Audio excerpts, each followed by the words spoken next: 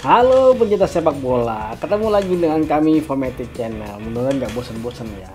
Masih di ajang Piala Eropa 2020 yang diselenggarakan di tahun 2021. Kali ini kita akan membahas pertandingan ke-8, yaitu antara Ukraina melawan Swedia.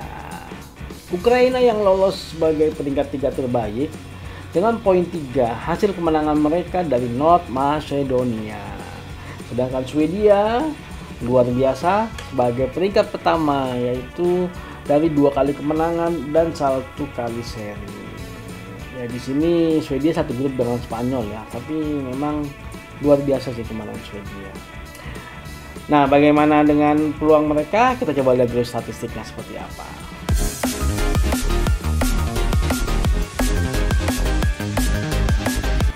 Oke, kalau kita melihat 4 pertemuan mereka terakhir, ternyata Ukraina lebih unggul dibandingkan dengan Swedia ya. 3 kali Ukraina lebih menang dan sekali Swedia kalah. Nah, memang pertemuan mereka terakhir di ajang Piala Eropa juga, yaitu di tahun 2012. Ukraina menang 2-1 dari Swedia. Udah cukup lama ya, materi pemainnya udah berbeda lah. Mungkin yang dari Shevchenko masih main gak ya? Ya nggak tahu.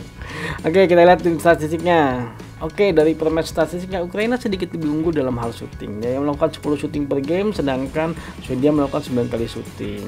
Bagaimana dengan duel di udara? Duel di udara Ukraina sedikit unggul juga, itu di angka 46% dan Swedia di angka 42%. Bagaimana dalam hal possession? Ukraina unggul di angka 48%, sedangkan Swedia hanya 35%. Saya 35% posisinya saya menang. Luar biasa nih Swedia. Oke, passing successful ternyata juga Ukraina lebih unggul, yaitu di angka 84%, sedangkan Swedia passing successfulnya hanya 69%. Bayangkan dari 10 operan mungkin hanya 7 yang berhasil, 3 gagal. Nah, itu juga nih kenapa bisa Swedia jadi peringkat pertama. Oke, secara average rating memang Swedia di angka 6,7 lebih unggul dibandingkan dengan Ukraina di angka 6,6. Kita lihat gol per gamenya. Dari 4 gol yang dicetak oleh Swedia, 2 dari open play, 1 dari counter attack, dan 1 dari penalti. Sepertinya memang counter attack salah satu andalannya Swedia ya. Oke, bagaimana dengan Ukraina? Ukraina mencetak gol dari 2 gol dari open play dan 2 dari set piece. Bagaimana dengan conversion rate-nya? Angkanya pun nggak jauh beda ternyata. Di 14% conversion rate-nya, sedikit lebih unggul Swedia, sedangkan Ukraina hanya 13%. Bagaimana dengan positional statistiknya? Kita lihat, ternyata Swedia menyerang cukup merata, baik sisi kiri, tengah maupun kanan.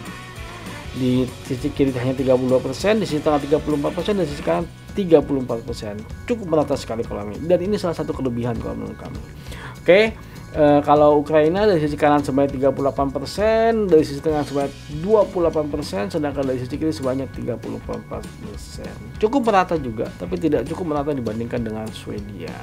Oke, kalau kita melihat statistik tadi, ternyata cukup menarik ya. Ternyata Ukraina statistiknya lebih unggul dibandingkan dengan Swedia dalam hal ball possession, dalam hal passing successful, dalam hal jumlah shooting.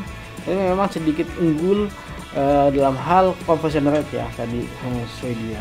Dan Swedia pun sedikit unggul dalam hal serangan, jadi merata dari tengah maupun dari kanan maupun dari kiri. Tapi cukup aneh ya, hanya dengan possession di angka 35%, ternyata Swedia berhasil menjuarai grup E. Bayangkan. Nggak ada yang aneh di sini. Dan ternyata pas kami ngecek lebih dalam lagi, ternyata ketika waktu pertandingan melawan Spanyol, possessionnya Swedia itu hanya di angka 14%, dan 86% itu possession di angka Spanyol. Tapi memang di saat pertandingan itu ternyata kipernya menjadi man of the match karena melakukan banyak sekali penyelamatan. Ya, sepertinya dalam hal pertahanan Swedia unggul dibandingkan dengan Ukraina, tapi dalam hal permainan maupun serangan masih unggul Ukraina ya. Tapi ya bisa dibilang serangan baliknya Swedia pun perlu diwaspadai ya, karena dia berhasil mencetak gol dari counter attack juga. Nah, bagaimana kemungkinan dua negara ini? Agak berat untuk diprediksi kalau menurut kami. Tapi memang sepertinya Swedia sedikit lebih unggul dibandingkan dengan Ukraina, karena di pertandingan terakhir Ukraina nggak terlalu bagus. Swedia masih bagus ketika melawan Polandia. Ya, kemungkinan besar sih pertandingan ini akan dimenangkan oleh Swedia. Ya bagaimana peluang dan Ukraina? Ya Ukraina harus memperkuat pertahanannya mereka. Ya jika mereka berhasil menahan imbang Swedia, ya kemungkinan besar untuk lolos dari tendangan adu penalti pun agak susah juga ya, karena sepertinya kiper Swedia cukup bagus performanya. Ya tapi kita nggak tahu juga nih pendang-pendangnya Swedia bagus kan nih untuk mengambil tendangan penalti.